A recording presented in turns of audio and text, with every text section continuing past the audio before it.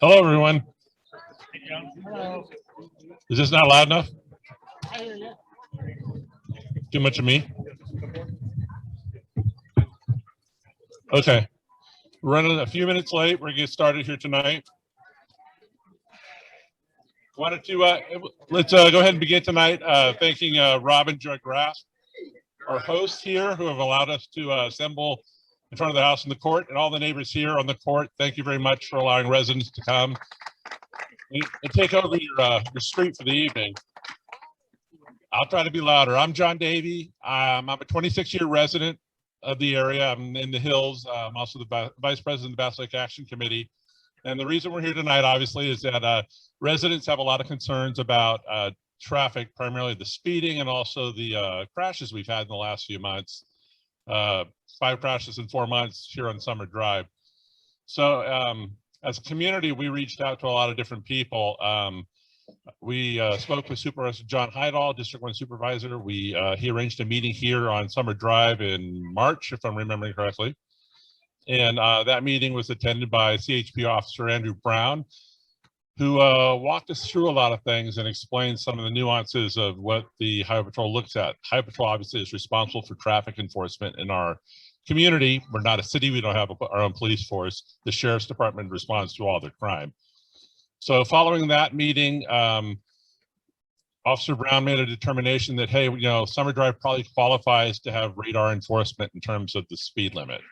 County DOT is here tonight, and they went ahead and with that finding, they provided some signs on our 25-mile-an-hour signs along Summer that indicate that it's radar enforced. And the idea is that, enforcement is going to be the primary thing that is going to bring the speeding down. These are bad habits. And I'll be forthright right now. The problem with speeding in our 2 neighborhoods is us. Our neighborhoods do not connect. You can't drive through our neighborhoods to get to another neighborhood or to another major road. So enforcement and habits. Enforcement means somebody's going to get a ticket. Awareness really is, and education is what we hope to gain from this. And following that, we also talked about what are maybe some of the solutions for traffic calming measures. There's very limited amount of things that could happen here. They have to follow law. They have to follow state law, and the county has some pretty strict guidelines about how we implement these things. So tonight, I want to start by thanking Shauna Herman for organizing most of this. Shauna was the one who's been very vocal. She's on Summer Drive. She's seeing a lot of the accidents, seeing a lot of the speeding. So thank you, Shauna. At that meeting we had back in March, Steve and Sherry Baker were there. Todd Smith joined us by phone, another Woodridge resident. Kathy Prevost, the president of the Bass Lake Action Committee, has also been working very diligently with us to get this organized. Steve Slattery is here tonight. He's a member of the Bass Lake Action Committee's Traffic Safety Committee. On our Traffic Safety Committee, we also have Frank Sulzberger and Ron Cassidy, who both live in Bridlewood Canyon, but we've talked about the issues here in all the neighborhoods. So scheduled tonight, we had CHP Commander Lieutenant Rick Hatfield. He emailed me right before the meeting and said that the responsibilities of commanders, he's being pulled away by his superiors to other items. And do we have somebody here? There you are. I'll make sure. Now he sent me a name. I'm just going to make this up. Okay. Is it it's McLemore. Okay, McLemore. Bernard McLemore is here tonight to help us out with some information in Lieutenant Hatfield's stead. He regrets not being here tonight, but he gave a very good presentation to the El Dorado Hills Community Council, I want to say about 2 months ago. That's recorded online if you want to look at it. I also want to acknowledge again, Officer Brown did a lot of work with us. We have El Dorado Hills Fire tonight. Chief Maurice Johnson here. Who's with you tonight, Chief? Casey Ransville. Thank you. Awesome. And then from DOT tonight, I'm looking right in the sun. I can almost see where. Oh, wait, I didn't even see it. Jim Jones here from DOT. So the idea tonight is that we're going to have a little discussion, a little bit of background. These are our agency experts. Going to have them talk to us a little bit, and then we're going to talk about maybe what's possible and some of the concerns. So Shauna, come on over. You take this over. I'm going to go grab a battery for this.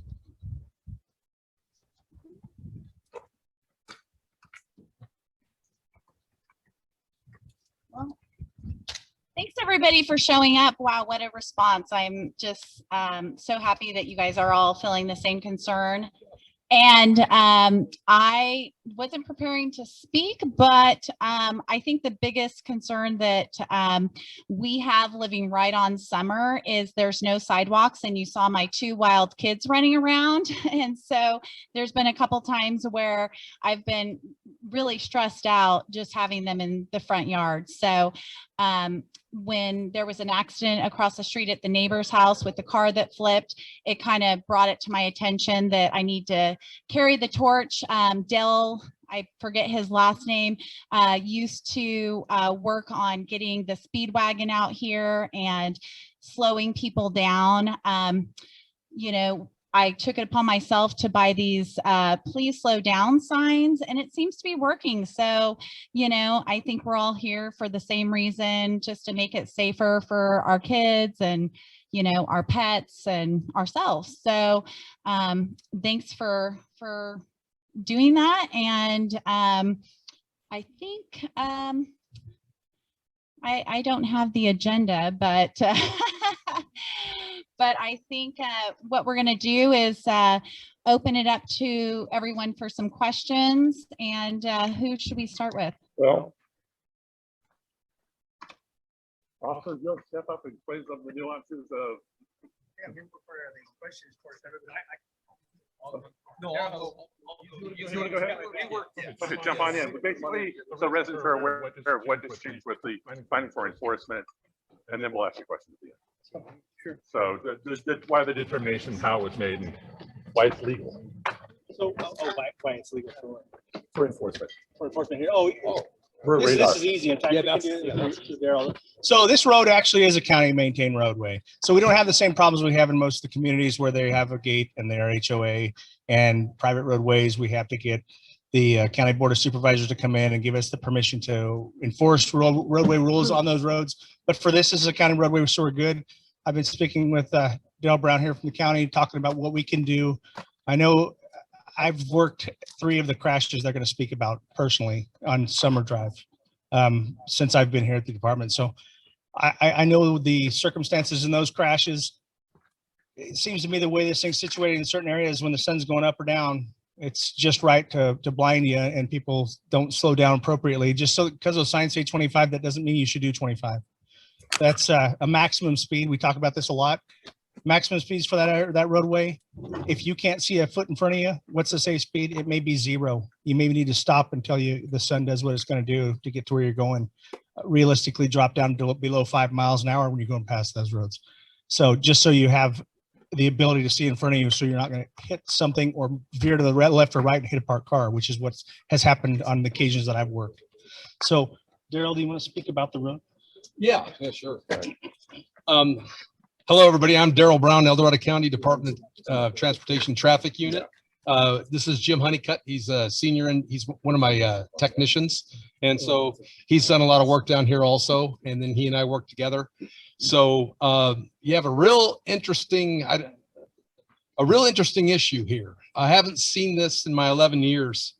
In the county, we get about anywhere from 800 to 1,000 collisions a year on the county maintained portion.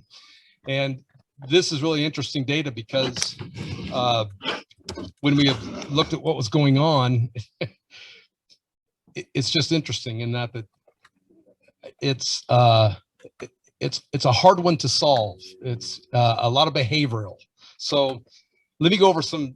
Oh, by the way, I just want to let you know too that I don't get to go to many of these is because when I speak data and facts, and a lot of people don't like it, and I take a beating for that, and I'm used to it. So I'm gonna say some things, and you might not like what I have to say, or you might not agree with me, and that happens. It's just something I have to deal with in my job. So, but we've over the last 5 years, we've had 9 collisions, and this is really interesting because 8 of the 9 are in the eastbound direction. So that's heading into the subdivision.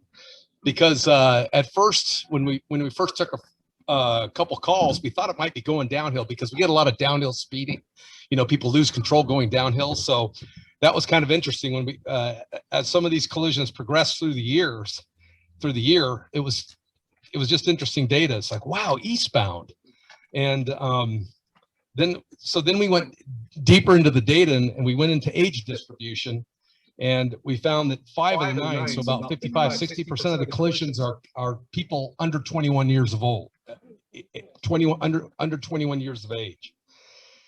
3 of the 9 collisions were over 45, and 1 was unknown. And I'm guessing by that collision type that I saw, I'm guessing he was probably under 21 or under 25. That's just a guess though.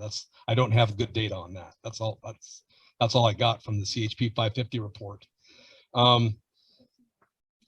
Here's some behavioral statistics. Sleepy, impaired, or drugs. So 3 of the 9 were impaired or DUI. So that's about 33%. And there were 2 sleepy collisions. So that's there again, now you're up to 2 sleepies and 3 impaired DUI. So that's about 50-60% again.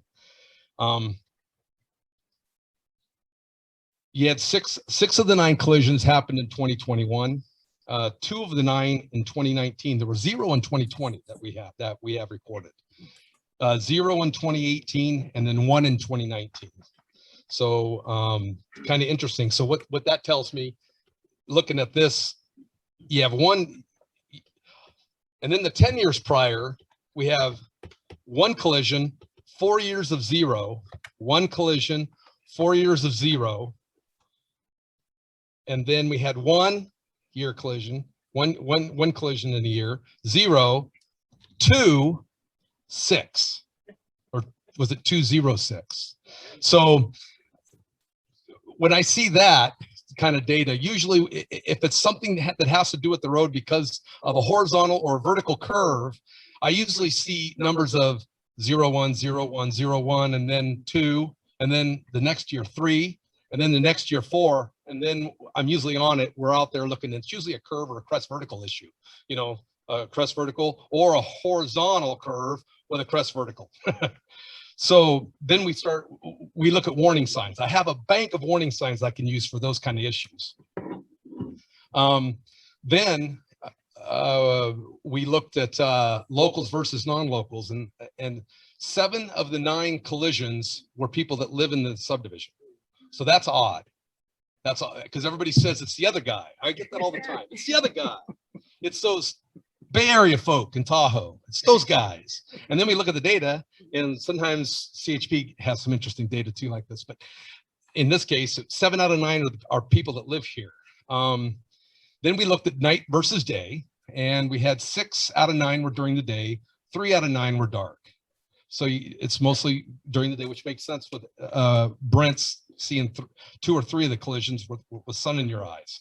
And then over the last 6 months, we get 1 per month, 1 in 3 weeks, 1 in a week, 1 in a week, 1 in a month. And then there was 1 in the last collision that I know about. It's 426, and that was 2 weeks from the prior to that. So I have this weird spike. So when I look at these kind of, and then I have a tangent roadway down here, I have a slight curve, and then I have a downhill going westbound into the sun. And then, but there again, 8 of my 9 are eastbound. So in looking at the data, to me, education. I don't have, it's tangent. The majority of the collisions over the last 6 months are happening right when they come into subdivision heading eastbound. That's that tangent section. So you take a right off of Madera and you're coming down and you have that park on the right, or that open space area, and then you're coming into the subdivision, and then you have that slight curve right down here, and then it starts going uphill. And this is good because this shows education. In other words, getting the word out. So, and it's great. I've never sat in front of what I started to count, and then I had to get down here, but 40, 50, 60 folk. This is great because, and laying out the data just kind of shows you what needs to be done, and you're learning, you're hearing about what's actually going on. And So education's a big part of this, and this is considered an educational. And if I had a meeting like this all the time, it'd be great. You know, I've never spoken to this many folks and say, hey, there's behavioral issues going on. There's people, yeah, you need to slow down. Okay, some folk, and you need to pay attention to the roadway. And I don't have any signs that say, pay attention to the roadway. I don't. I have roadway condition signs and all this sort of thing, but I don't have anything that says, wake up, watch the road, because that's inherent. That basic speed law 223550 is you have to go to the speed of the road that's safe with pedestrians and traffic thereon. And so when you come into the subdivision, you know it's 25. Everybody knows it's 25. You drive by 5 signs every day. And so you have to be cordial.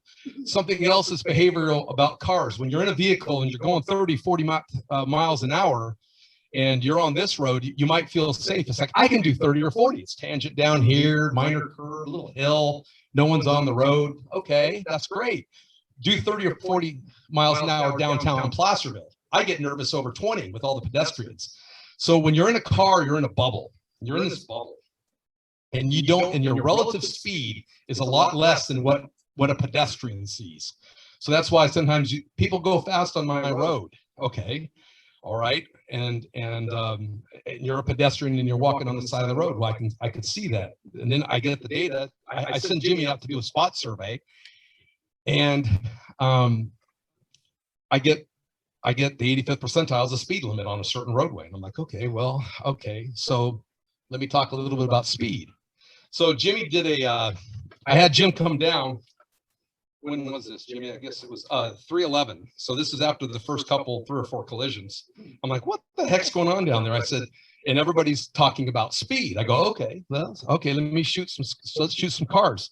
So this is considered a local roadway. It's not a collector. It's not an arterial. It's just considered a local roadway. It's a local subdivision roadway. And the 85th percentile speed is 33 miles an hour, which is about right. I do have one local road like this, and it's wide like this, and it's in El Dorado Hills, deeper in El Dorado Hills, and the 85th percentile is 37. That's my highest. So usually on local subdivision roads, you will see speeds of about 26, 27 to about 32, 33. Over 34, 35 is starting to get hot. So you're right within the 85th percentile speed. I can get into, this is getting a little geeky, but the percentage in pace is 79. That's almost 80% in pace.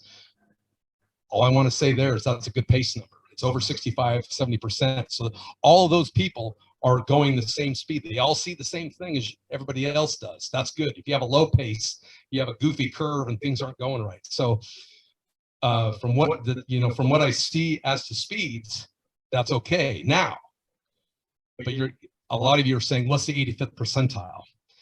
And the easiest way I can explain it is this.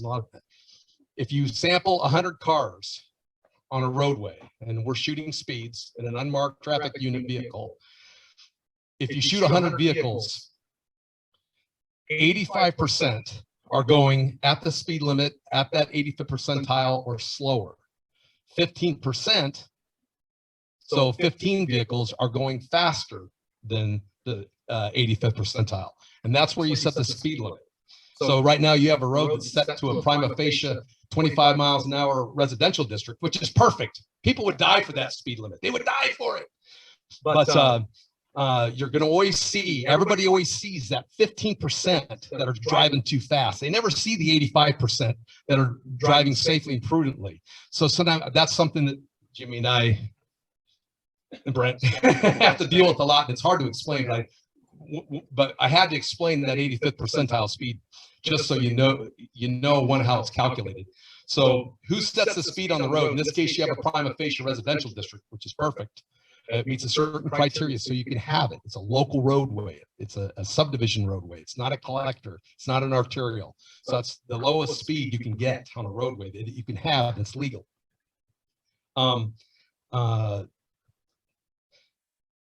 So what was I going to say about that? I have roads where that it's 45 miles an hour. But there again, everybody sees that 55, that 165 guy, that one Jimmy and I hate we're doing like 70 miles an hour. Really? You know, and so those are the people you see. So I just want to let you know that the speeds are what we're seeing as normal to a local subdivision roadway. Unfortunately, for some reason, in the last 6 months,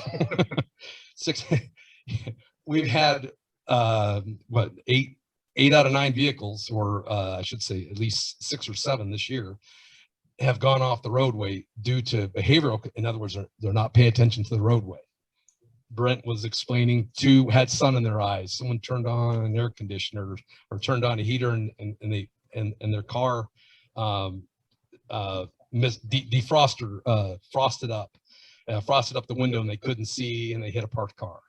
And then there's been a couple DUIs, and one guy ran away. So that tells you it's a DUI probably. Another guy, DUI down here. There was one way down here, and that was a DUI that was relatively recently. So, so so it's a behavioral thing. You got to think about the other folks. You have to use the road safely and prudently. Talk to your neighbors. And like I said, some of the data are young people. So, and we know that that's the reason why we buy insurance, right? I remember my dad sitting me down when I was 16 after we had that little book, you know, when you're 16 years old and you're taking the test. And he said, you know, son, that he didn't say the car was a loaded weapon, but he said something like, you carry a lot of responsibility with that vehicle. And that's why I'm paying your insurance. Don't screw that up. You know, I got that little talking to. And that's why we buy insurance, unfortunately, is because we have to protect ourselves and others. And you have to, and remember, driving is not it's a right, it's a privilege. And you have to be cordial. You have to slow down. Don't drive when you don't change the radio. Stay off your phone. That's huge. CHP can get into more of that. But I've read collisions in the past, not on this road, but other roads. And these are fatals that are horrible, that you see this 20-year-old person going to work at 6 in the morning. They reach down. And when you reach, you pull the steering wheel. Try it. Don't try it, because it's true, though. When you reach down, you pull the wheel and you go off the road. And the cars have better suspensions than the old days, and they react real fast. You overcorrect and all things go wrong. So anyway, those are some of the things you can do. Is by being here, number one, is awesome. It's great, because we're getting the word on the actual facts of what's going on out on this roadway. And I appreciate that. And this is fabulous. What you need is more of these. And this is kind of great. Everybody's getting together and everybody has chairs. So the more you can talk to your neighbors, just slow down and relax. It's going to be okay. Just try to, you know, I guess what I'm saying is also with this data, and this is what the part, I've never seen this before. And usually Jim and I can temper an issue that has issues as to curves and this sort of thing. I can temper those easy because I have signs. I have signs that can fix that, but I can't change behavioral issues very easily. I can't drive the road. I can't drive through an intersection for every car, for every person in the county to make it safe. That's up to you. It's the responsibility of the driver to drive the road safely and prudently. And that goes for everybody. And and this is what you might not like about this data. I see this as an anomaly. I've seen many roads on these rural roads, low ADT, they spike and then they go to nothing. And it's sad to say, but I hope you're out of kids that are getting in collisions, because you're running out of kids and we don't want them to get into collisions. I don't know how many more, but we need to let them know, hey, be careful. There's a lot of liability in driving a vehicle. Be safe. Keep your eyes on the road. I have a feeling this is an anomaly. I feel just from looking at all this and seeing all these different traffic patterns over the years from our high accident sites and this, that, and the other, that this will probably drop. It'll probably go back to 1 0 0 0 0 1 0 0 0 0. So you got a question? Yes. Oh, I was just going to comment. Near the accident, the hit and run on the 13th, where they literally came into our driveway on the corner of Summer. The kid fled. He was 19, no insurance, no driver's license. He was actually arrested right here on 2 rows. He was from Sacramento, had no idea where he was. He was higher than a kite on waxed cannabis. And so this could just be this freaking fluke that happened to us. But I don't know what we can do because it was how the kid survived. I don't know. He pushed our truck about 12, 15 feet, stuck to a 15-yard driveway. So like, and I mean no disrespect to CHP, but the report was wrong.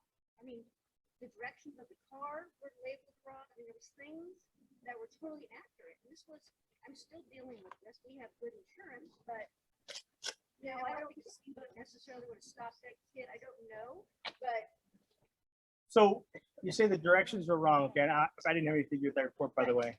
But did it change the result? Did that person still was he still found at fault for the collision? That's the important part. He did for not, liability. he got literally a slap on the wrist. He got in 24 hours. There's And I nothing we can, okay, understand so if you've been watching national news, I have seen what. people will get out of jail after I arrest them before I can get out of the Sally Port and do my I got report. that, but So it's happening all over the nation. I understand. We're extremely frustrated, but that's the way the tone has gone and the direction that they've decided to go in. Not a whole lot we can do. If you all work with the lobbyists that are working the other direction, we really appreciate it. And the only way we can do anything successful is by having your support. The public is what sets the tone for how we do our job. We can't just go in and say, hey, we're going to do it this way. But right now it's gone the other direction. They're trying to, this is kind of I would call it a science experiment to see if they can help those individuals who are in those scenarios get better faster if they release them and say, hey, we're going to give you some counseling. I've been on for 23 years. I've seen it go both directions. I have not seen this successful.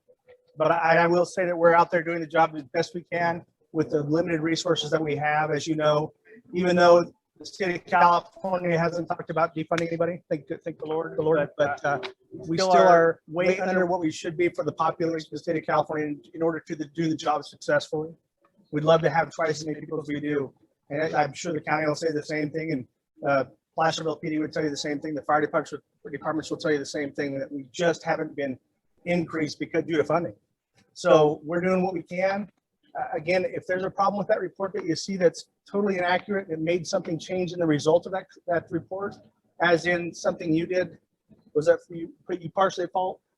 Give the office a call and we'll talk to you about it and we'll get that straightened out. But if it's just a matter of directions for the vehicle is sitting, a lot of that, go ahead. Our driveway legally, we came over the curb, down the sidewalk, plowed into the truck, pushed it across the property, and took off.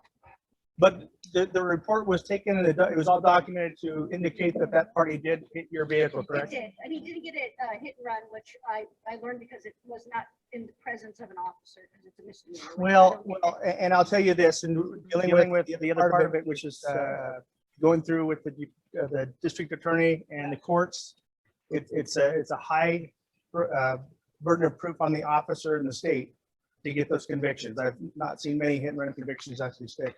And again, like I said, we're working with the system. Right. When I started 23 years ago, a minor amount of marijuana in your car was going to get you cuffs into jail. Now it's hey, here's a ticket, or when you have it legally, it's all yours. See you later. Things have changed and they're changing rapidly. We're working the best we can with these changes. So just please understand that we have parameters we have to work within, and we're doing everything by letter of the law. The law says this, we get educated on how we can handle things differently as time changes and those laws changes. So, but we are out here trying to enforce DUI. That's one of our number ones. That's one of the top 3 for us. So we're aggressively out there looking for them. Did you have a question, sir? Yeah, I think it's for you. Okay, let me move out. You know, we've been here about a year, and there's like 3 major roads in here. There's Summer, that has no stop signs at all, none. I mean, it actually circles around Jasmine, and it has, until Jasmine comes back and hits it at the end, there's a stop sign. But this goes all the way through to the court at the end, there's not a stop sign. T Rose has a stop sign where it starts and where it stops. And on Magnolia Hills, there's a stop sign halfway through and at the end where it runs into T Rose. So basically what you have on Summer is a racetrack, because you have a big wide street. Most people on Summer don't really park their car on the street because they got long driveways. They've got a good sized piece of property. They don't have sidewalks, but people go pretty stinking fast down there. I mean, I walk my dog down there twice a day. We walk around. There's some fool going around in some gray, dark gray Challenger that I told him to slow down the other day. So he punched it, revved it up. And you could tell when he got to Bass Lake, you know, because he goes sliding out the curve there and takes off. Now, granted, it was an older guy. So what a fool. But how come these streets have so few stops that you've literally created a way for people? I mean, the one that has been up at your house, but most of them have been down here where the road is really wide. By Basil Court here, coming up the hill. Yeah. It's when you hit the hill right here, when you, right before, you know, all the big properties in, and then you have the houses closer up. Yep. They rev their engine. I live on the corner there, and I see from where Basil Court is, 100 yards to the west and 100 yards to the east, its speed is maximum. Yeah. So they're coming through here and they're flying. Once they hit the corner, right about the corner, they'll speed up to at least 40, 50, 60 miles an hour. Last week in a low. All these signs out there.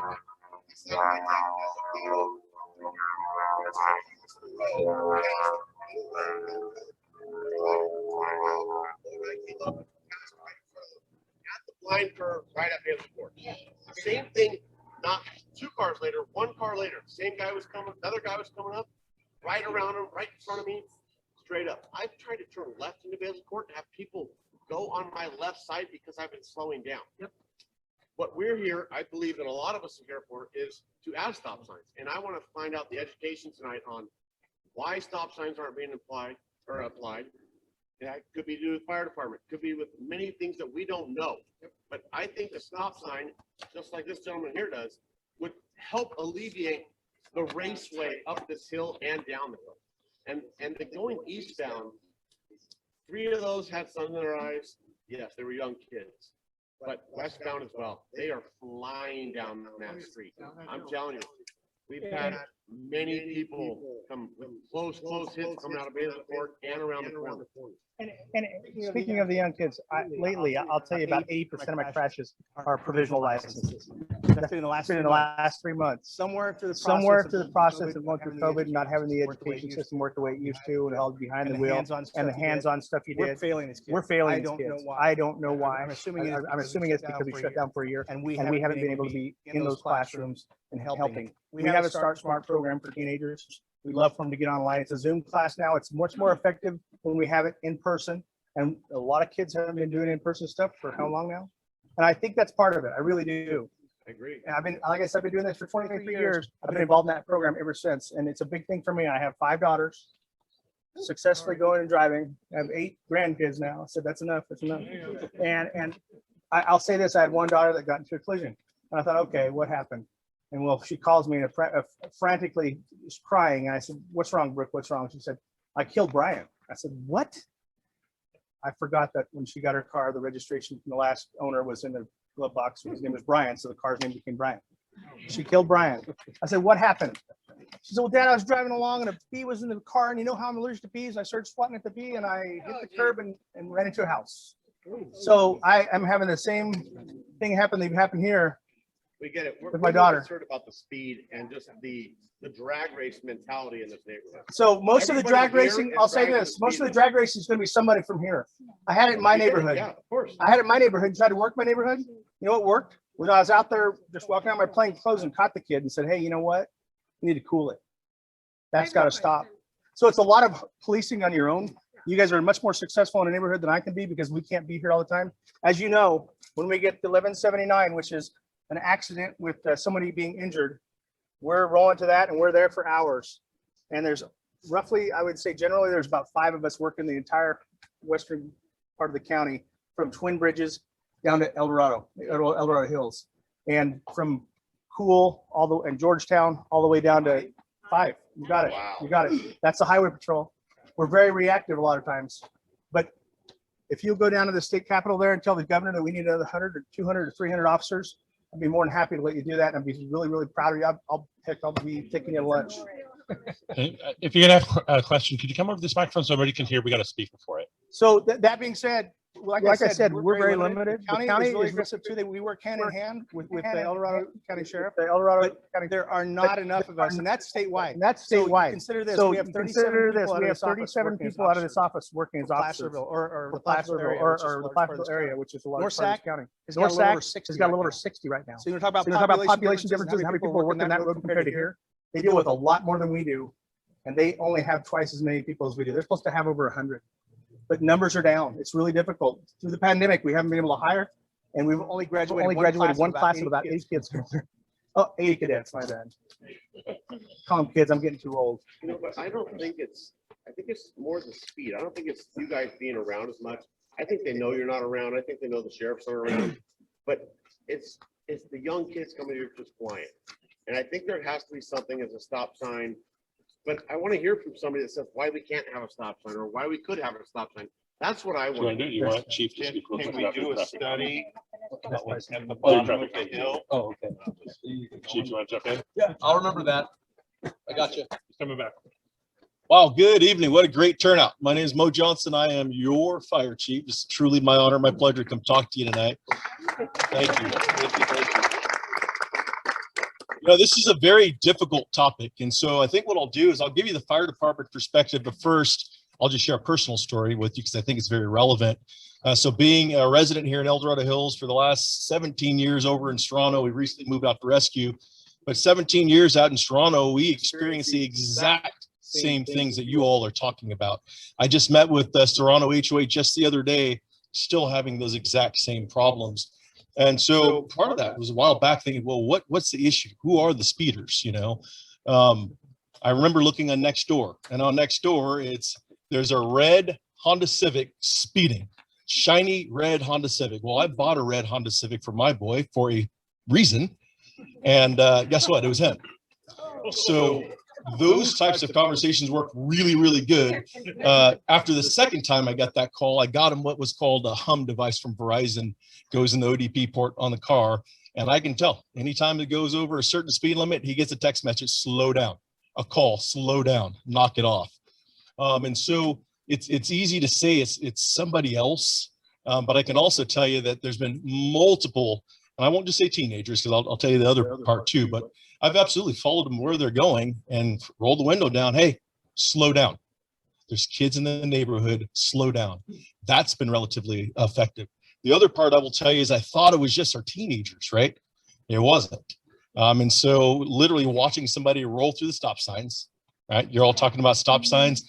That is just a moment in time, and they won't stop at those stop signs. I've literally followed somebody all the way down the town center, and he gets there not that much long, or not that much before me, right? He had time to park. I rolled my window down. I go, do you realize that you rolled through 3 stop signs, you were speeding, and you almost pushed somebody off the road? And his response is, I had no idea. I was late for this meeting. That is part of the problem as well. It's all of us really policing ourselves. I don't want to stand up here and say it's all of your fault. Please don't take it that, don't let that be the takeaway. But it's for all of us to educate. It's for all of us to report, right? Nextdoor is a great tool. Absolutely great tool. If you see a car speeding, you're able to get a license plate, put that information out there. If you put that out there and say, this car's been speeding on this date, do you know who it is? I guarantee you somebody here is going to know that kid or know that parent, quite honestly. I think we get busy in our lives, and I've done it too, right? Your kids are in the car. You got to get someplace. You got 10 other places to get. Well, guess what those kids are doing? They're watching the way that you drive as well. And so that's just a quick story and a lesson, you know, for me personally experiencing that and having my own boy do that. Thankfully, he's older and out of the house now. I don't have to worry about that anymore. But yes, teenage years for sure. From the fire department perspective, I can tell you that speed bumps is not the way to go. And so if that's a conversation, I'd really like to deter you from considering that. You talk about having a 38 to 40,000 pound fire engine that's coming to your residence here for a fire or worse. That time that it takes to slow down, go over the bump safely, and then get up to speed, it takes time off. And every second counts. When your home's on fire, when somebody's not breathing, somebody's having a baby, those types of seconds count. So that's incredibly important to us. Over and above that, if it's a fire, well, guess what? Not everybody's watching the road. The engineer who's driving is watching the road, but the captain is looking for a hydrant.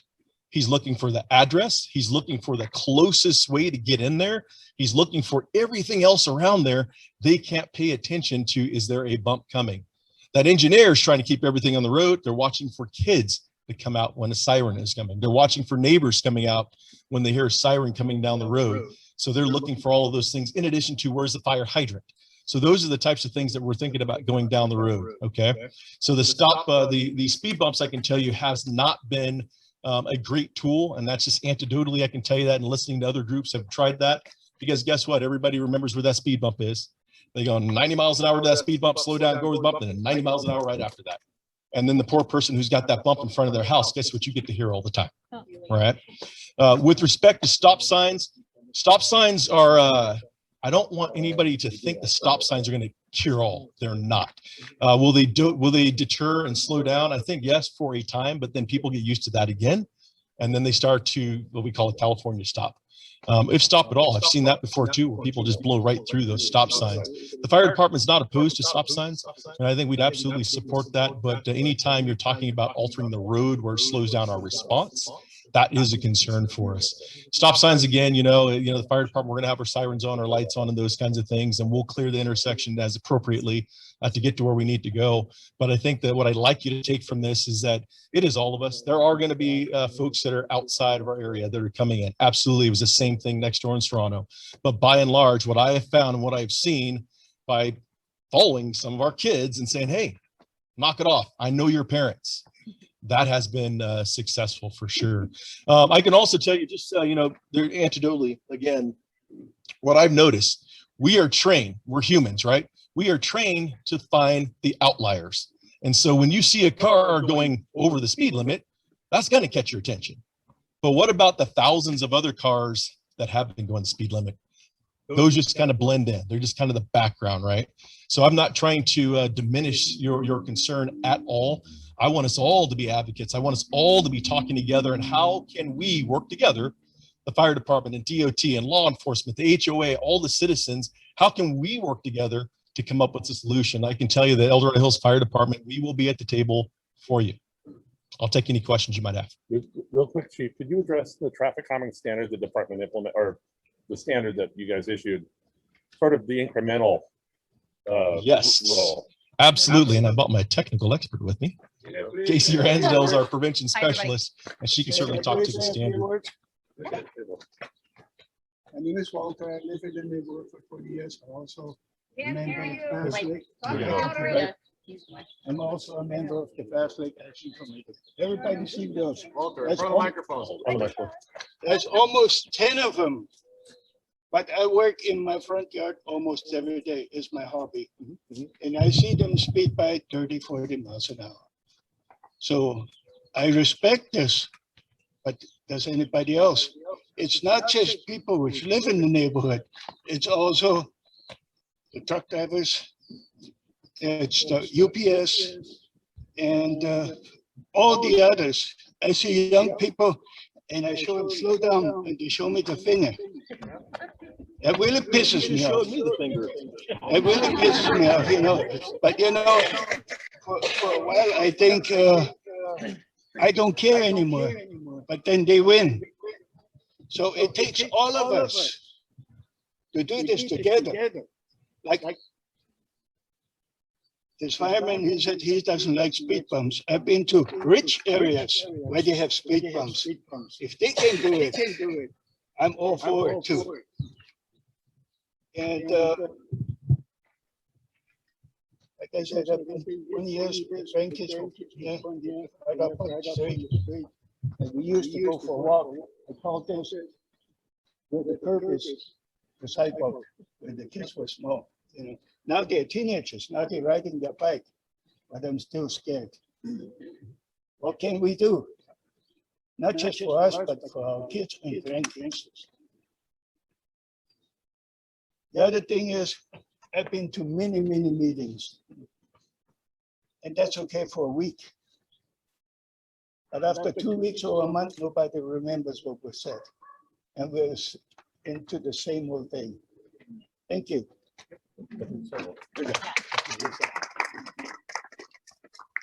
Yeah, so again, just to really again address the speed bump, I'm definitely letting you know we are going to we're more than happy to talk about it, but a speed bump is not your answer. Everybody thinks that speed bump is going to cure everything, and it's not. The challenge is it's never going to be my house, but guess what? When it is your house, seconds count. When it is your loved ones, seconds count.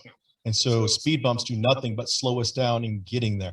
We're not always in a hurry, but when we are, seconds count.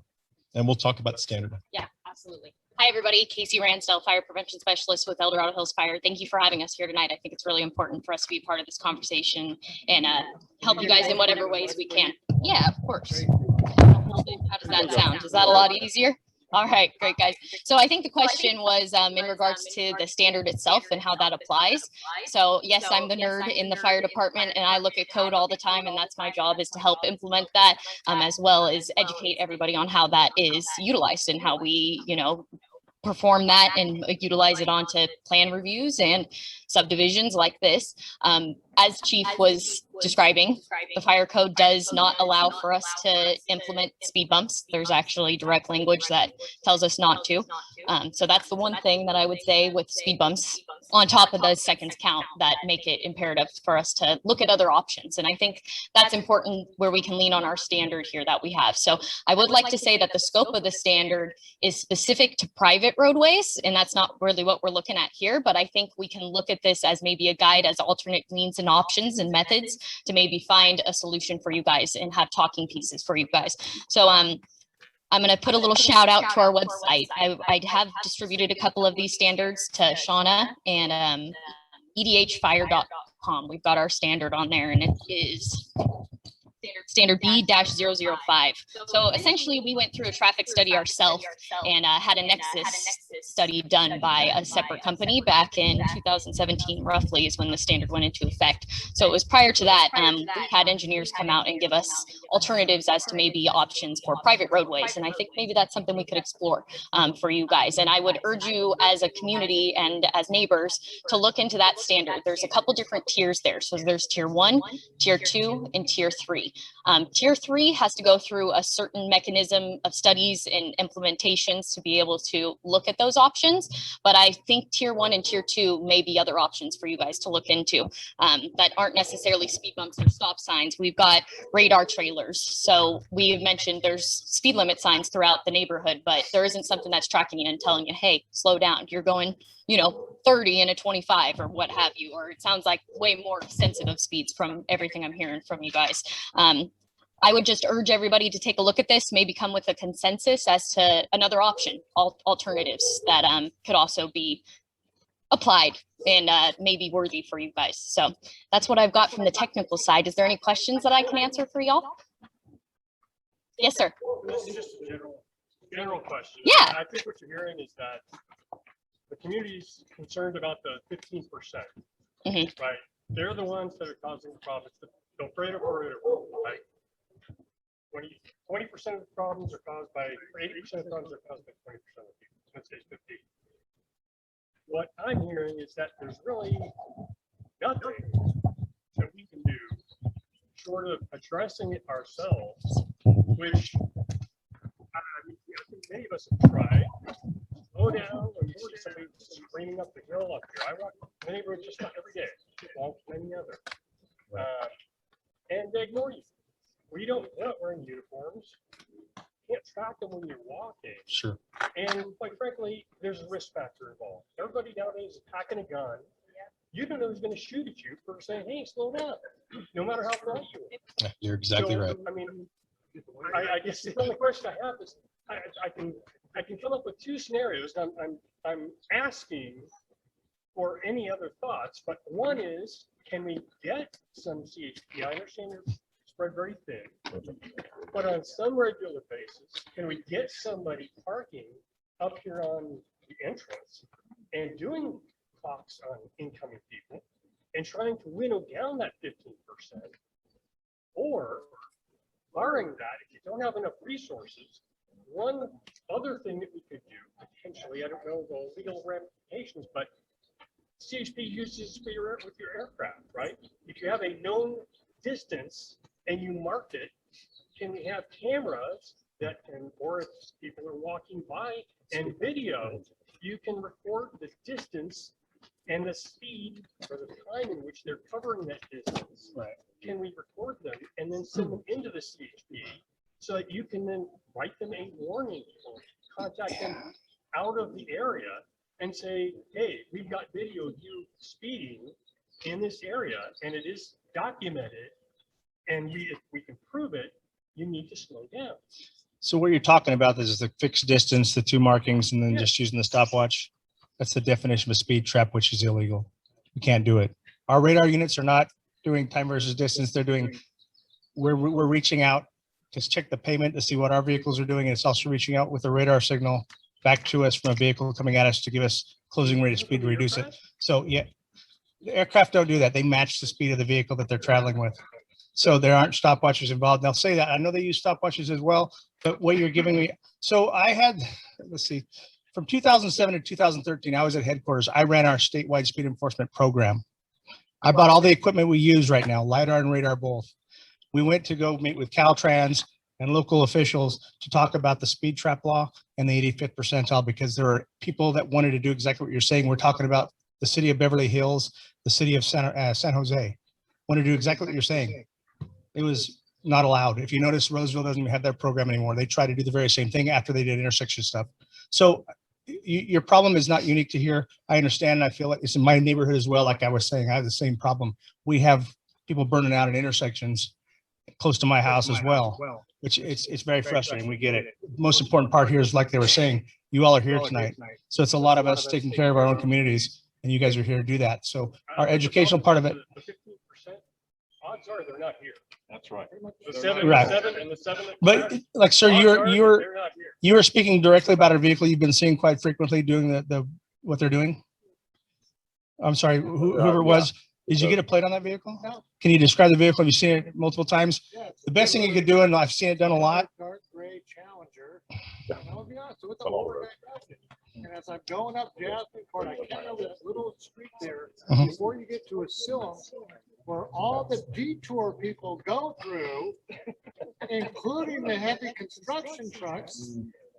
I can hear him on Bass Lake because he gets down there and he's. So they're just using this neighborhood to get through and get on to where they're Oh, going. yeah.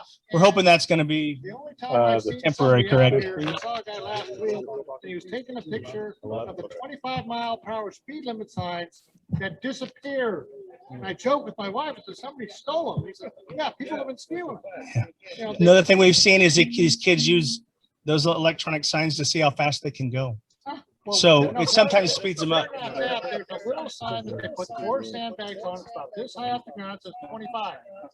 And it doesn't do anything. It's kind of like the sign that's on the speed limit, says 25, radar enforced. I don't have radar to enforce it. And I've yet to see anybody out here with radar to enforce it. And when's the last time somebody's been stopped in here with radar to enforce it? You know, it's like a sign that says, oh yeah, you know, don't do this, but there's nobody here to enforce it. So the 85% of us here say, oh yeah, we're gonna do 25. The radar enforcement doesn't do anything to me, but they don't pay attention to it either. Right. There's nothing here to slow them down. You know, I mean, I drive into Folsom and there's that sign at Folsom right there at the prison. It's been there since they finished that road and fixed that bridge. And you drive there and it tells you, boop, boop, boop. And you go, oh, yeah, that's right. I got to slow down because I'm now going into a semi-residential area. And so you see what you're doing, you know, and maybe some kids will see it. I mean, I got told by a neighbor down the street that said, oh, there's that speeder. And I'm like, really, me? They're talking to you? Yeah, I'm like, really me? And I'm like, because my grandkids live down the street. I'm like, oh, okay. I'm like, okay, well, I guess I better pay more attention to what I do because somebody, you know, told me that. And I go down and I do like 20. You know, like, there goes that slow poke now. Right. You know, because it is, Right. it's a reminder of what you're doing because you don't see it. With age comes wisdom. I know that because when I was a young kid, I did the very same thing you're speaking about. In my interview, I had to explain to the captain I was talking to that, hey, look, I can't beat you, so I may as well join you, right? Because I was one of those guys. But man, let me tell you something. My dad had me believing that he was going to, in my days, the day I came up to the house doing 100 miles an hour, and it didn't happen. So I never did that in my own neighborhood, which I think that's probably what happens a lot. And education part of it, parents talking to your kids, getting them involved in some of our classes. We'd love to have an officer on every block in the United States. We'd love it because I could write a book of tickets every day. Yeah, well, But the problem is you show up when there's an accident. well, Right? You show up when there's an accident. that's not necessarily true, sir. And that's what I'm saying though, is it's. We live in these neighborhoods too. In fact, my lieutenant lives just over here. Yeah, we need So- something to inform people, and it's the kids, and I'll be honest, it's the older guys, but. And you're our best spokesperson for this right here. Pass that word on to the kids you see doing this. But yeah, And or give us the information so we can go right to the door and say, hey, someone saw you doing this. I'd be more than happy to do that. I just did that the other day in Folsom. what information do you need? License plate. Tell us what the violation was and what street it was on. Mustang. Absolutely. So What's you- that? so We give you the My license dog's plate number, takes you're that telling the type of car, what kind of trouble do they get in? They just get a warning? We're gonna go out and speak to them and say, hey, we have specific knowledge that you're doing this and this and this. And it usually corrects the issue because if it's a kid, we talk to parents as well. But we go to the door. If we don't go to the door and we can't get a door, an address, we can actually verify. And we can't speak to someone at that door if they don't answer, they get a letter in the mail with a stern warning. But I don't know, we're not gonna get jail time for these guys. I don't know what we can do. I mean, like I said, you're talking about speeding and I'm talking about DUI.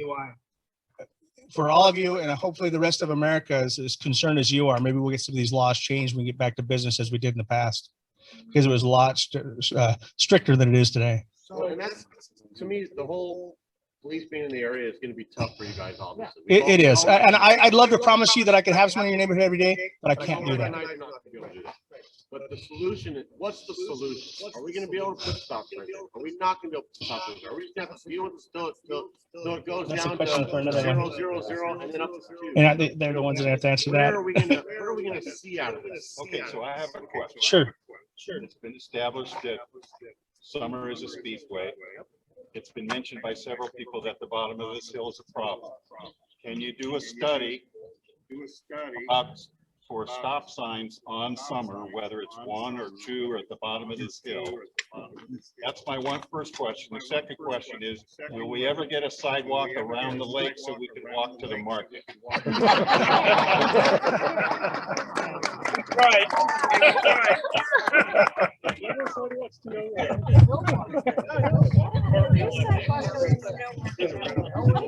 So this is the part where you may hate me.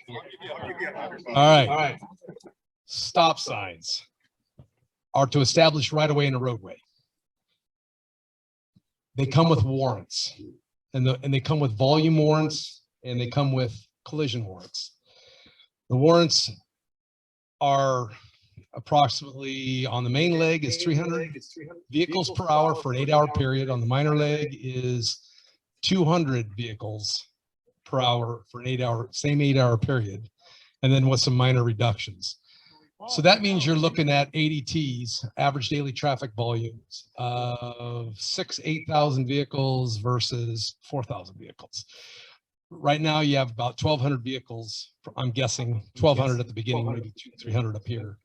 And your side streets are even lower. So the long and short of it is that you wouldn't make warrants by volume nor collisions, because the collisions are 3 in a year of a certain type or 5 in 2 years of a certain type, and they have to be head-ons.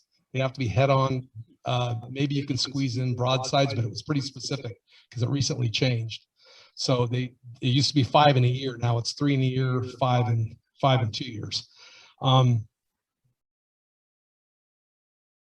Like Mo said, they come with, if you put stop signs in where they're not respected, you get exhibition of speed, you get rolling stops, and then all of a sudden CHP and everybody's taking calls about all the rolling stops. And you have exhibition of speed, the kids drop and they peel off fast, you get engines revving. And if they're not warranted, they're not respected. And you never use stop signs for traffic calming because they are a right-of-way issue. It's a right-of-way issue by pure volume. Don't you raise the percentage from 85, 97 with the stop sign? Well, there again, it kind of works, but it comes with trade-offs. But if I take it to the traffic advisory committee and the board of supervisors, my bosses would pummel me. If I take, we're not going to get stop signs out here by volume or collisions. I'm telling you right now. Yeah, but It's a legal. It's a technical legal issue. And then I put in a stop sign that doesn't meet warrants. And if a collision does happen there, I get sued, or I should say the county gets sued.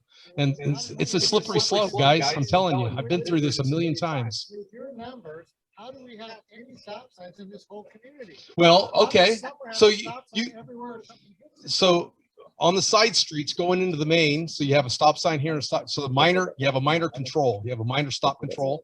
You mentioned the one up here. I can't remember.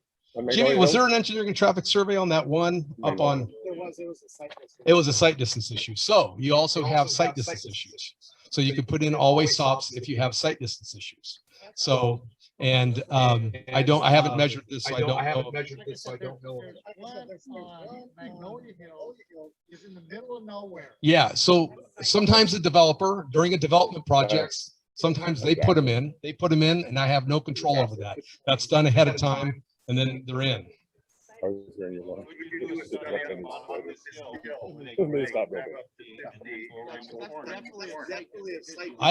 I'd be more than happy. I'd be more than happy on those two intersections to look at corner sight distance and see what's there. Okay. But I didn't see any. But the funny thing is, I didn't see any intersection collisions. Well, then why would I want to put in a stop sign? See,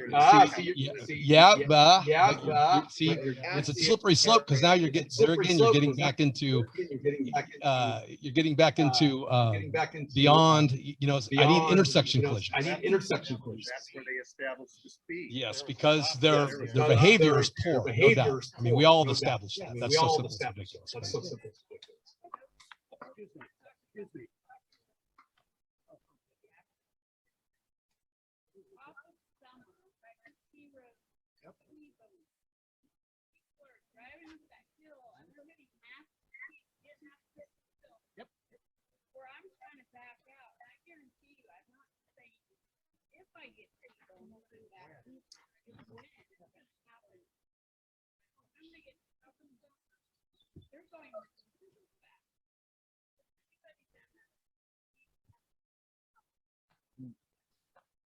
We probably no. I think where'd you take it, Jimmy?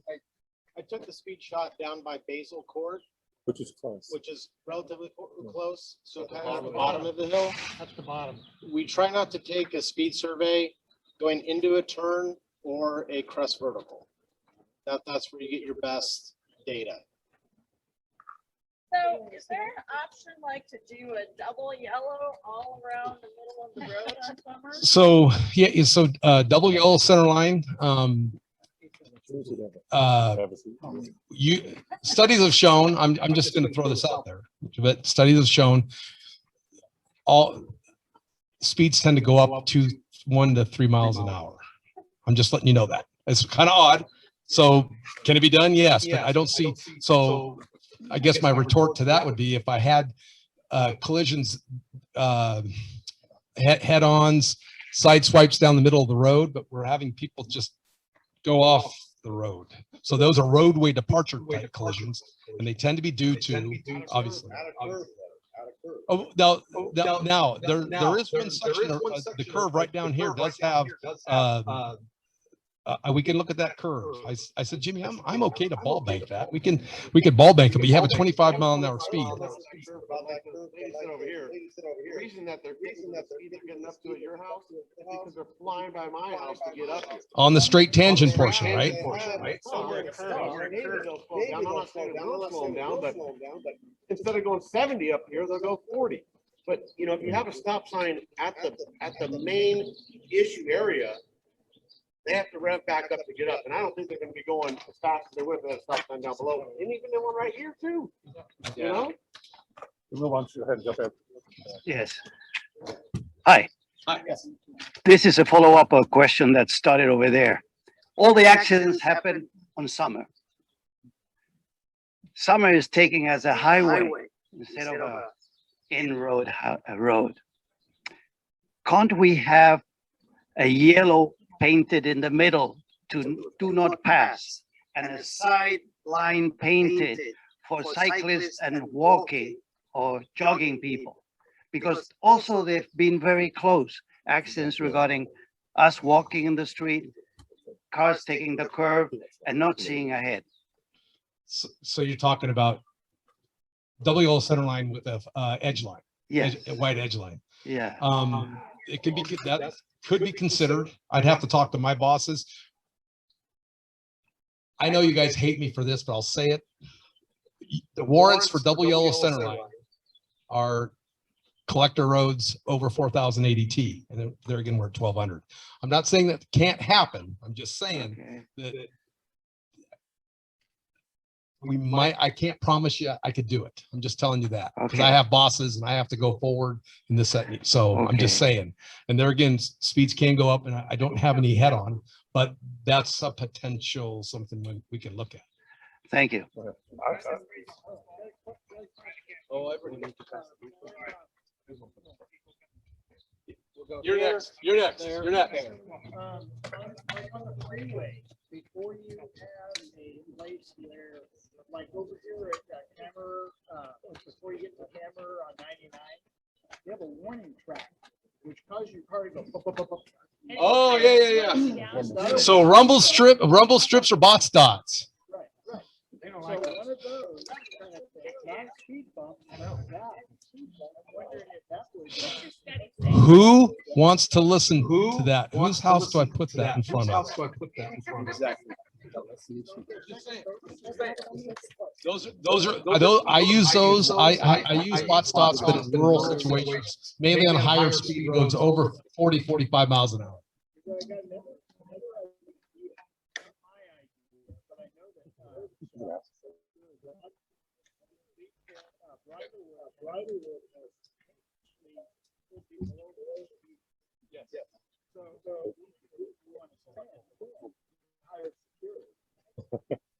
Okay.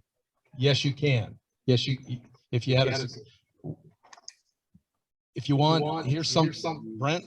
I'm doing it. I'm going there. Do you want to throw out the number that Serrano pays? Yeah, I can get into a little bit. So this is, I'm doing it. I'm going there. Okay. Because I talked to Brent about this. I want to make sure the program's still available. CHP, some of the private subdivisions have that are gated, like Serrano and a few others, maybe even Promontory. Anyway, they so The Dorado one through the contract. The ones I'm talking specifically are through CHP. Promontory had one. Promontory had one. I think they're on a hiatus right now because of construction in the area. But Serrano has a long-term. And so I mentioned this to folks that you can contract with CHP to do enforcement in your neighborhood. And I would love people to do that, but it does come with a cost. And I remember when I did Camino, it was about a maximum motorcycle sergeant was like 120 an hour. So it's like 112. We don't see all that. But I had an issue with the school. I said, hey, if the school wants to, if they have this and they want more CHP enforcement, is you can do a GoFundMe site or have the school district pay for CHP enforcement, and it costs about $120 an hour. And this is how you would do it. That you might have them work for an hour. I think an hour is kind of minimum. They probably want a 2 hour, hour and a half minimum, and do 2 hours every 3 weeks, every month, every 2 months, whatever you want. So $240 for 2 hours on certain months. And I don't do it every day because then people get, so what you do is you do it once and then you let it go for a while and then you hit it again. And at random times. So you're hitting random.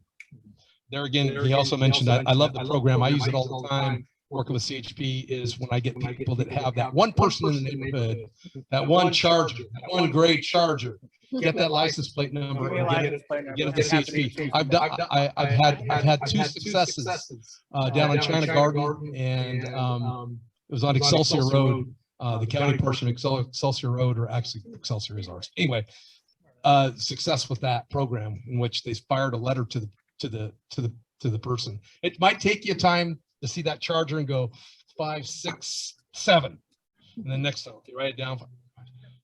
8th, CK. Yeah, got it. You know, so it might take you a while to get the number because sometimes some people say they drive too fast. Well, you just got to have patience if you know the guy. So yes, you can contract with CHP. A little pricey, but it's dynamite. These guys are dynamite because they're the enforcement and education arm of roadways.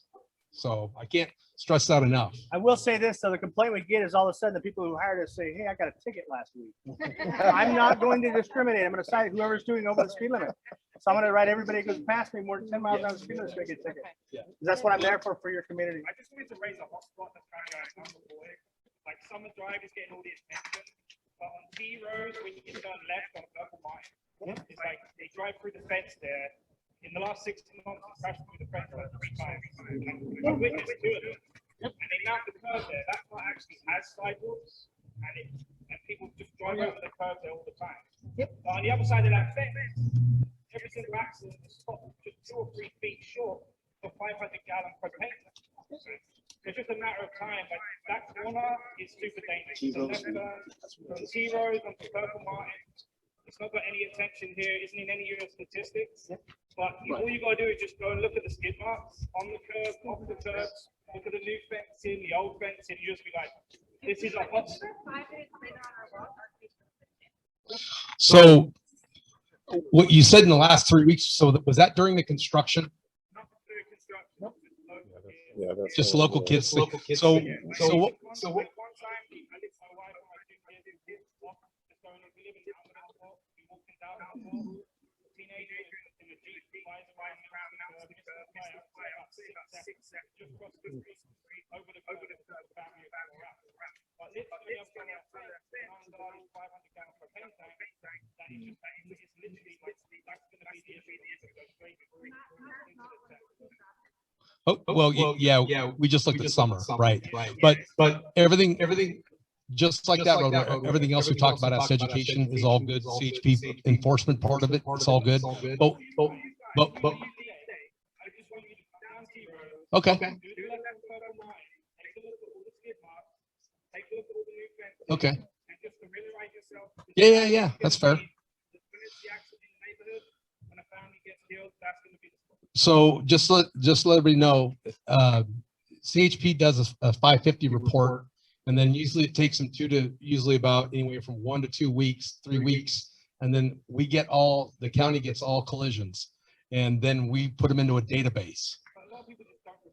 Well, but sometimes I guess what I'm saying is, there's no CH. So you're saying there's unreported collisions happening here? Unreported, you think? Okay. That's tough for me because I need data. Who does the property belong to? It's a rental.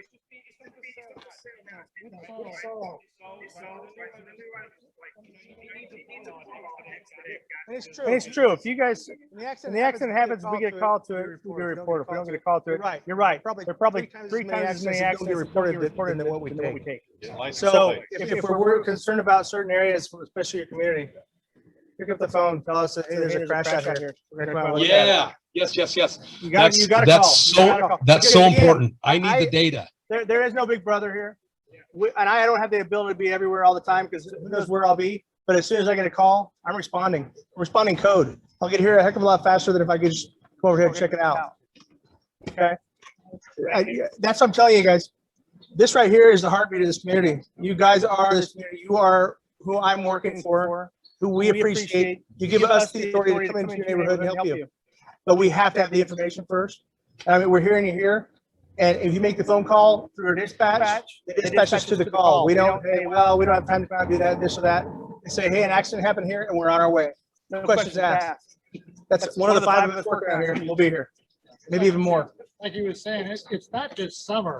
Like I was saying before, Right. Rose is bad, and Magnolia Hills is bad. And I'll be the first to tell you that when I was looking at tonight, I was looking at that street going, man, this is crazy. There's not a stop sign. Rose has got so many cars on it.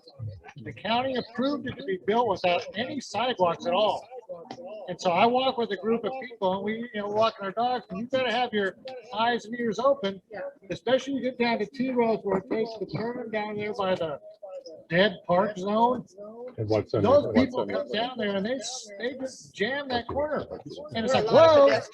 And I hear you talking about a lot about the the engineering community. My dream job at retirement is to go and help people with that. Be an expert in the field and say, hey, you shouldn't build this roadway this way. This is going to cause this problem. I've seen it in the past 30 years. So, yeah. No sidewalks, you want people to walk and meet their neighbors. Right. I watch the whole neighborhood. The whole neighborhood has speeding issues. We live on T Rose, but I think every neighborhood does. Yeah, I was speaking for mine. I live in Stonebriar, which is south of 50. If we're doing that, I live in Stonebriar. We have one roadway in. If we're doing that, And people we have loud one roadway exhaust, in. probably hitting and people 65, 70 miles an hour by the time they get to the one stop sign on that road. To the one stop sign on that road. Even though it's littered with It's a stop highway. signs, It's a highway. people fly through those stop signs. They go really fast. So I don't even know if stop signs is really the issue. I do think it's maybe we have to, tell on our neighbors or something. Yeah. That's Absolutely. And I hate to say that. But I have a question. I pull on my neighbors. I'll run real quick. In Stonebriar, you guys do have a radar sign. We do. It's semi-functional sometimes. I've talked to their board about that. Yes. And sometimes it's a reminder and sometimes it's just there so much that people ignore it because So, it's. yes, and this is what I was going to say with those signs. You don't see. So I Actually telling you how fast you're going. there is, Right? there is. But there's your speedometer, but a lot of the. That's what kids that little aren't thing in the looking front at there that. is. They're Yeah. not looking at that. There's nothing there. That sign says radar. Anybody here been stopped for radar in here? I think what they're talking about is. they're Can I talking finish about my the sign- question? No, we're talking about educational signs. So you have the speed limit sign that has a changeable signboard below it. It'll tell you what speed's going, but that's maintained by the HOA or the organization that has this community. So Serrano's doing that, but what they've done is they've set theirs up to where they're mobile. They can change them out periodically. Because what happens too is people get used to seeing that sign there. If they know it's going to pick them up at that one location, they'll slow down at that location. The state of Arizona tried an experiment like this with 88 devices. Don't ask me why it was 88. 88 devices, mobile and some fixed. It went for 2 years, it failed. It ended up getting one non-uniformed, a civilian position that was in one of their mobile units, shot and killed. So they got rid of it. It didn't work properly. And the other thing that happens is the signs capture you, but then it doesn't keep you from killing a family down the road because you're still doing that speed because it doesn't give you a ticket right then and there. It's all about enforcement, being there for it and intervening in what's getting ready to take place. So I think we have two So questions I left. just, yeah, so I just wanted to ask, on the corner when you're coming from like Magnolia Hills around T Rose, people, when they get almost to the corner, start ramping up to come up the hill. We live 2 houses up in the corner and the 25-mile-per-hour speed limit, that's too fast. Unfortunately, they're going faster than, not everybody, but enough people that it scares us pulling out of our driveway. And I was wondering if that's something like, if it's a sharp curve like that, if they can consider looking at that and maybe putting a slow down 15-mile-per-hour curve or something, because if you're walking on that street, and I've seen kids riding their bikes, and I go out there and yell at them like, get out of the street, people come around here really fast, and then parents look at me like I'm crazy for talking to their kids. But I just want to explain, we're talking about the 85th percentile rule. Yeah. So in general, and it's a proven fact, that regardless of any signage you put up, people will do what they consider the safe speed, approved speed. 85% people that travel through that intersection will do what's considered safe and prudent. You're always worrying about the 15%. That's what we're out looking for. So just keep that in mind. Even if you change the speed limit, they're still going to drive at what they feel is safe regardless of any signage. And that's proven. That's scientific truth. It absolutely is. Well, we're gonna be taking some license plates down. Absolutely. Hey, I encourage that. So a little bit example of what I was doing this week. What I've done this week was we had the very same problem at Lakeview School, elementary school up here in El Dorado Hills near Promontory. And they had one car that kept the gal with the sign walking across the street, helping kids back and forth across the street, said they won't stop for anything. Well, they gave us the plate. They gave us the time, the location. I have been in that area 4 times. I also went to their residence and finally spoke to the person. I said, do you remember this incident? She said, I do. And there was a language barrier with this one, but we talked it out. Went the next day, didn't see a problem. I will go again. Once we get focused on one problem, we can try to solve that problem for you. But please understand that there are a ton of problems, which means job security for me, but I'm only about another 4 or 5 years and that's it. So, but we all are extremely proud to come out here and solve problems for the communities always. So we're up on our 90-minute time mark, but we go a little bit more. So I got a question back here, and then Shauna wants to wrap some stuff up. This is awesome. Before they build these tracks, This guy's probably why don't they force the billionaire contractors to put these damn stop signs there?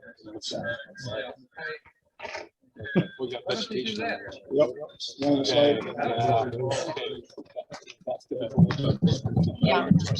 So just from the fire department perspective, when we go through that approval process from access, egress, and those types of things, we don't necessarily have much say, if you will, on the number of stop signs, but certainly on those other devices that are going to slow response down, that's where we would, be part of.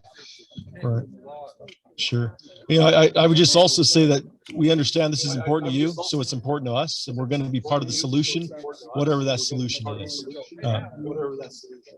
I can't hear you. I'm sorry. Well, there's no solutions if we throw our hands up and say there's no solution, but certainly if we continue to meet, not just one time, we'll come to the table. I'll make sure that I have staff that comes to the table, and we'll be with you by your side to figure out what it is we can do. If that's looking at some of the other traffic calming devices, and that's where we need to go, let's take a look at that. So as part of that, one of the reasons we did the meeting here in the community, because when we asked people if they're willing to go someplace for a meeting, not too many people were willing to go someplace. We're hopefully past this horrible last year and a half so that we can get together and go places. The fire department's always generous with hosting meetings. We were going to ask them. Sorry, Chief. So, but their meeting space is down on El Dorado Boulevard at Wilson. It's a lovely meeting room. I don't know that we'd all fit. We probably could. Maybe in the engine bay. But that is a possibility. If we want to continue the conversation, the fire department has expressed a willingness to talk to us and explore some possible solutions or maybe some guidance. So even at 86, maybe that might work too. So Shauna, do you want to jump in? Yeah. So I've been working on this for 4 months because my children and I were run off the road by a driver while we were walking, and I had a stroller and they went by me at 60 miles per hour. And this was after I think the second accident on Summer, and then I started getting involved, and then there was a few more accidents. So I have talked to DOT. I have talked to John Hidahl. I have talked to a lot of neighbors. I've talked to people in Serrano, Bridlewood, you name it. I have put a lot of time into this to figure out, what can we do, because I live on the very busy part of the hill, and I'm concerned about myself and my neighbors, being injured, dogs being run over, bikes being ran over. And, I keep running up against roadblocks, and I do think that there is a solution here. I don't know what it is yet, but I do think that if we start taking license plates, we start a community board. I have called CHPs. I don't know what has been done on the other side. I do know that these signs have slowed people down a little bit. I do think they have frustrated some people, and they tend to speed up that 15%. But I will say that I think that if we stay at it, it's a worthy cause. And I am going to continue conversations. Somebody mentioned roundabouts, and I thought, oh, that sounds like a good idea. But then, there's probably a challenge there. We've talked about the speed bumps, the stop signs. So I do think that there has to be some solutions for our community, but the more we stay on this, the more we start, taking pictures of people's license plates that are speeding. We get CHP involved. We talk to our neighbors about the guy that, has the kid down the street. I do think that those things will help. And I've seen progress in the 4 months that I've been working on this. So believe me, I've felt like throwing my hands up several times. But again, I live on a street that they're going to continue to do this if I don't, take some sort of action, especially because I'm on that downhill spot, and they're racing to go up the hill, racing to go down the hill. And I know there's other spots in the community that it's happening as well. So I feel like if we continue to come together as a community, we will, see something happen. So I really appreciate you guys coming out. There will be continued correspondence.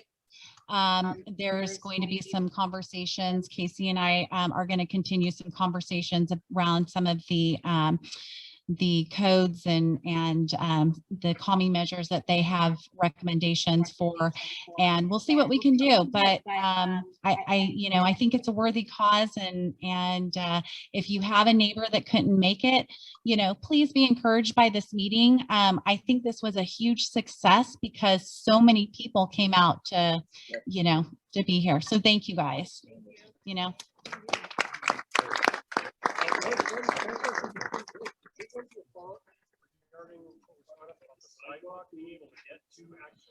Okay.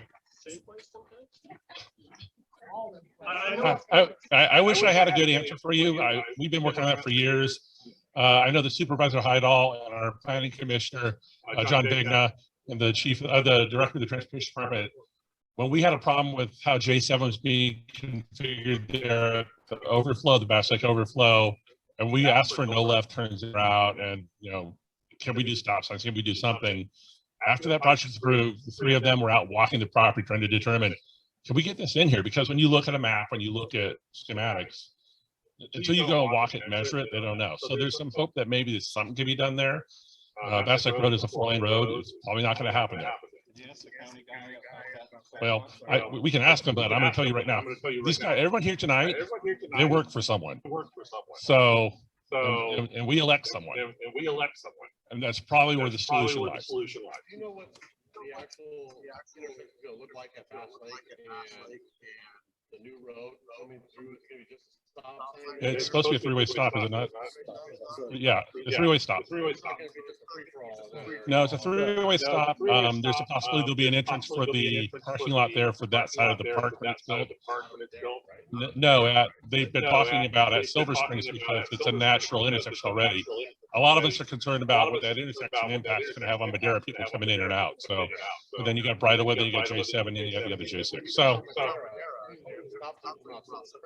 what are they going to do? Accelerate right away? Yeah. Come out right up there. Yeah. So it's a concern. I mean, we watch it and then we'll have these conversations. I'm grateful that, I'm very grateful that all of you came out tonight. I'm very grateful that all these agencies came out. Nobody's on the clock right now. They're out here supporting us in this effort to make some findings and give us some guidance about which way we can do it. So thank you everyone tonight. Keep an eye on either emails or Nextdoor or Facebook pages. There's one for both the neighborhoods or the Eldorado Hills community Facebook page. Any place you look, we'll post it and share it everywhere. If you have any questions, you can email basslakemembers@gmail.com and I can pass it on to anybody from after that. So thank you everyone for coming out. Thank you everyone for coming and helping us tonight. We appreciate all your time. Thank you guys.